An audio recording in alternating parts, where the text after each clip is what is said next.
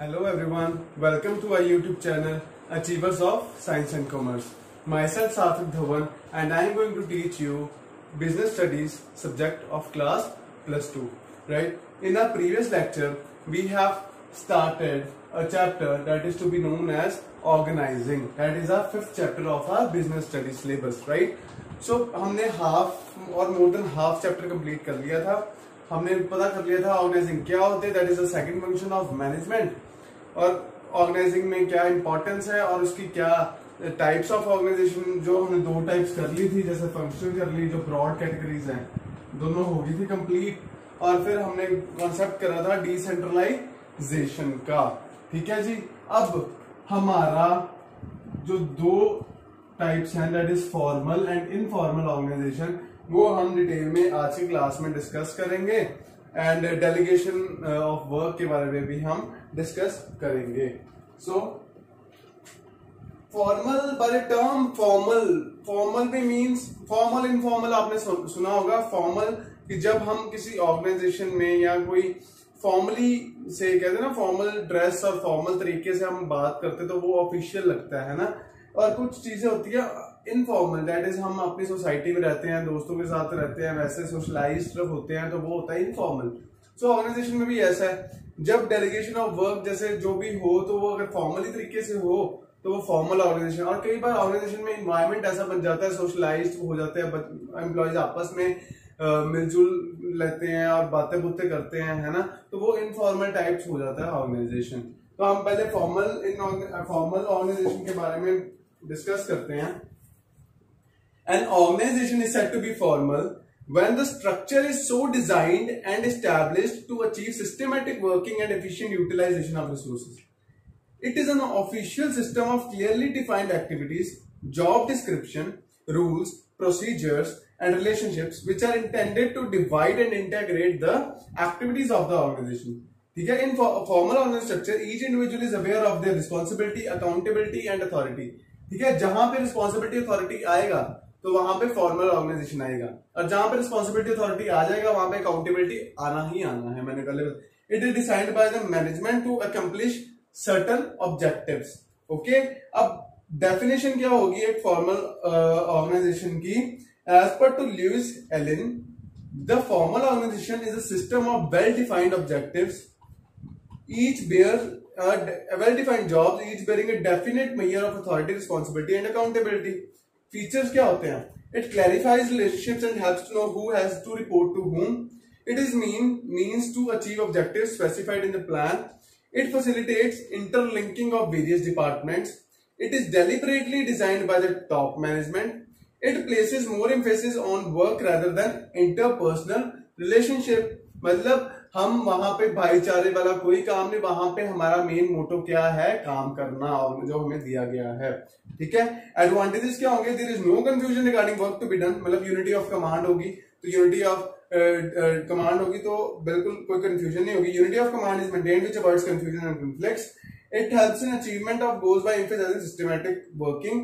It provides stability to the organization. It makes fixation of responsibility clear and easier. अब disadvantage क्या होगी इसकी? It may lead to procedural delays and delayed decision making. Creativity gets reduced. ठीक है. It does not fulfil social needs of the employees as emphasis on work at all times. अब ठीक है, इसके है क्रिएटिविटी रिड्यूस हो जाएगी. ठीक है. डिलेज होना शुरू हो जाएंगे जब बंदे इनफॉर्मल तरीके से काम करेंगे तो it does not fulfil social needs of the employee as the, मतलब सोशल नीड्स नहीं फुलफिल होगी. As a worker is to be treated as a machine, that he has to come in the office and he has to work only. He can't be socialised with the other peers और other employees. Okay. अब इसका opposite ही informal organisation है, जिसमें क्या होगा? Informal organisation, interaction among people at work give rise to a network of social relationships among employees. This is called informal organization. Through frequent interaction and communication, people tend to form social friendly groups to satisfy their social needs. For example, meeting in a cafeteria, drama group in an organization, cricket teams of an organization personnel are all examples of informal organization. ठीक है जी. Features क्या होंगे इसके? यहाँ हम एक Chester Barnard की definition पढ़ते हैं. उसमें है, an informal organization is an aggregate of interpersonal relationships without any conscious purpose, but which may contribute to joint results.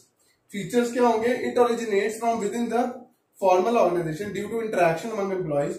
The standard of behavior evolved from group norms. Communication is free and independent. It has no definite structure or form. Advantages of informal organization. Prescribed lines of communication are not followed. Thus, it facilitates quick feedback and spreads information. Quick feedback or express information होगा. It provides a necessary environment for individual creativity and innovation. It contributes to fulfillment of goals, promoting the feeling of cooperation among the employees. Disadvantage क्या होगा? उसका जो उसकी advantage थी ना formal organisation की, वो इसकी डिसएडवांटेज हो जाएगी. जैसे इनफॉर्मल स्ट्रक्चर स्प्रेड्स र्यूमर्स, मतलब वहां पे जब हम इनफॉर्मली किसी से बातें करेंगे ना तो अफवाहें का उड़ना ज्यादा चांसेस होते हैं, क्योंकि हमने इधर की बात उधर करनी तो अफवाह बन जाएगी. It opposes the policies and changes of management, ये अपोज करता है पॉलिसीज और चेंजेस ऑफ मैनेजमेंट के. It generally prefers status quo and existing work routine.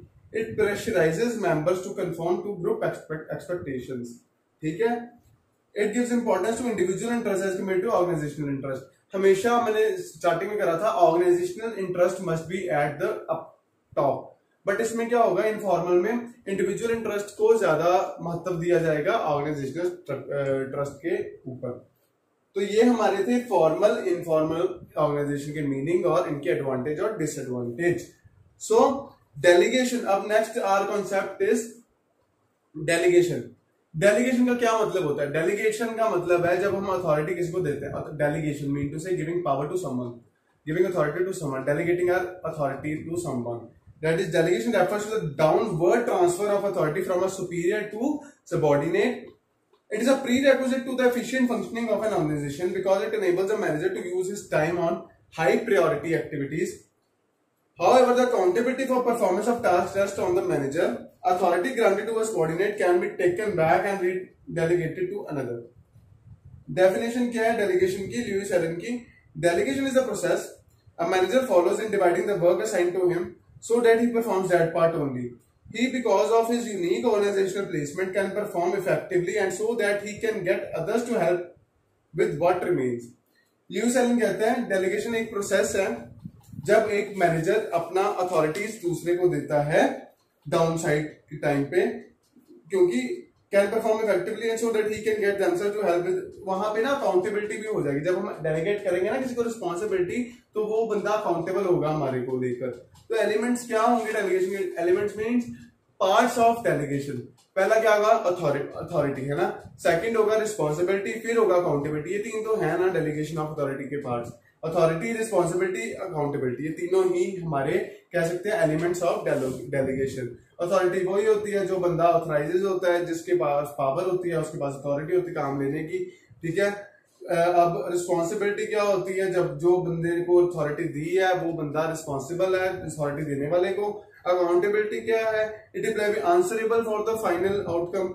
वो बंदा जिसको अथॉरिटी मिली है वो he would be the answerable what the work was done by him. ठीक है जी. फिर आती है इंपॉर्टेंस ऑफ डेलीगेशन. इंपॉर्टेंस क्या होगी डेलीगेशन की? इफेक्टिव मैनेजमेंट होगा, एम्प्लॉय डेवलपमेंट होगा, एम्प्लॉय मोटिवेट होगा. ठीक है जी. फैसिलिटेशन ऑफ ग्रोथ होगी, ऑर्गेनाइजेशन की बेटर कोऑर्डिनेशन हो जाएगा. बेसिस ऑफ मैनेजमेंट हायरार्की है delegation. So these are the importance and meaning of delegation and elements of delegation. So this completes our exhaustive lecture on 5th chapter, that is organizing. So हमने सारे topics जो थे minor से minor topics discuss कर लिए. So हम थोड़ा सा रिवाइज करते हैं कि क्या क्या किया था. ऑर्गेनाइजिंग का मीनिंग करा था, बेनिफिट्स करे थे, टाइप्स ऑफ ऑर्गेनाइजेशन करा था, मीन टू से ऑर्गेनाइजेशन स्ट्रक्चर करा था, that is formal, informal, functional and divisional. Right. Formal informal करा आज हमने डिटेल में, और फिर हमने करी डेलीगेशन क्या होती है और उसकी इंपॉर्टेंस क्या है, उसके एलिमेंट्स क्या है.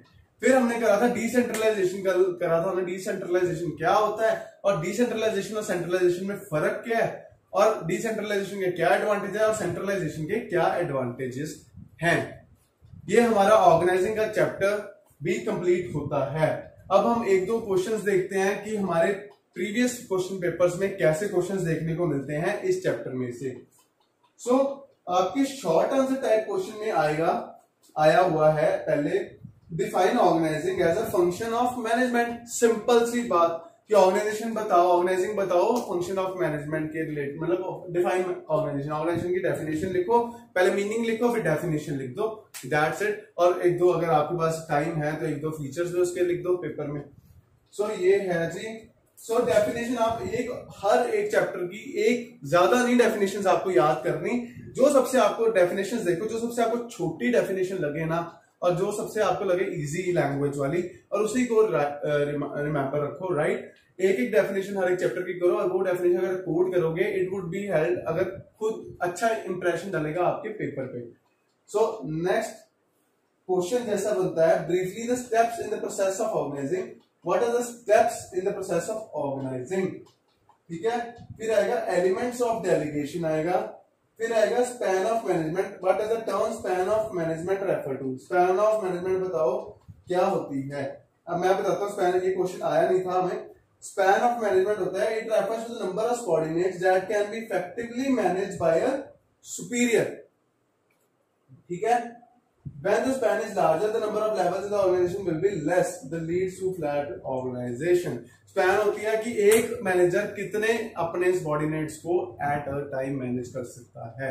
At a time mean to say he can hold, he can supervise, he can manage 100 employees, so that is his span of management. और अगर जितनी स्पैन ऑफ मैनेजमेंट ज्यादा होगी तो उतना लेवल ऑफ ऑर्गेनाइजेशन कम होगी। अगर एक मैनेजर ज्यादा से ज्यादा एम्प्लॉइज को मैनेज कर सकता है तो लेवल्स कम हो जाएंगे, डेलीगेशन कम होगी, ठीक है जी। अब ये है स्पैन। अब एक आया क्वेश्चन, क्या आप बताओ डिविजनल स्ट्रक्चर को करो एक्सप्लेन। डिविजनल स्ट्रक्चर क्या था, वही था जी कॉस्मेटिक, जब प्रोडक्ट्स रीजन कंट्री के अकॉर्डिंगली ऑर्गेनाइजेशन को डिवाइड किया जाए तो वो होता है डिविजनल स्ट्रक्चर। और वो चार्ट सा बना देना जो मैंने बनाया, cosmetics, garments, footwear, right, structure medicine, skin care medicine. और लॉन्ग आंसर टाइप में आते हैं, why is delegation considered essential for effective organising. Mean to say हमने डेलीगेशन का मीनिंग लिखना है, डेलीगेशन की इंपॉर्टेंस लिखनी है, और डेलीगेशन के अगर एलिमेंट्स लिख पाए तो और बढ़िया। तो ये हमारा डेलीगेशन का क्वेश्चन हो गया। अब हमारा एक क्वेश्चन आया था, what is divisional structure, discuss its advantages and limitations. ये हमारे लॉन्ग आंसर टाइप में क्वेश्चन आया हुआ है, ठीक है। ये हमारा क्वेश्चन आया था जी 2016 में, ठीक है। अब आगे आया distinguish between centralisation and decentralisation. आपको ऐसे एक चार्ट फॉर्म में, एक टेबल फॉर्म में आपको अपना डिसेंट्रलाइजेशन एक साइड, सेंट्रलाइजेशन एक साइड, जो आपको लगते हैं इसके डिफरेंसेस, वो आप डिफरेंसेस आप लिख दीजिए। फिर हमारा नेक्स्ट क्वेश्चन बनता है, how is functional structure different from a divisional structure. हमने फंक्शनल को अच्छे से पढ़ा, डिविजनल को अच्छे से पढ़ा, इसमें आपको क्या फर्क लगा उसको आप डिस्टिंग्विश कर सकते हो। तो these are some of the questions which in the previous question papers we have seen that. So ऐसे क्वेश्चंस आते हैं। सो आई होप आज का लेक्चर आपको अच्छे से समझ आया। सो बाकी का हम अपना नेक्स्ट क्लास करेंगे अपने फ्रेश न्यू चैप्टर से, that is chapter number 6, that would be a third function of management in detail, ठीक है। अब till then thank you so much for watching our videos. अब अगर आपने चैनल को सब्सक्राइब अभी तक नहीं किया तो please subscribe our channel, like share comment on our video. अगर कोई भी आपको क्लास के रिगार्डिंग, जिस क्लास के रिगार्डिंग आपको डाउट हो, उस क्लास खोल के उसके कमेंट सेक्शन में अपना डाउट आप नीचे ड्रॉप कर सकते हो, and I will reply it as early as possible. So till then thank you so much for watching our videos, and we will meet up in next lecture with a fresh new chapter. Thank you. Bye bye.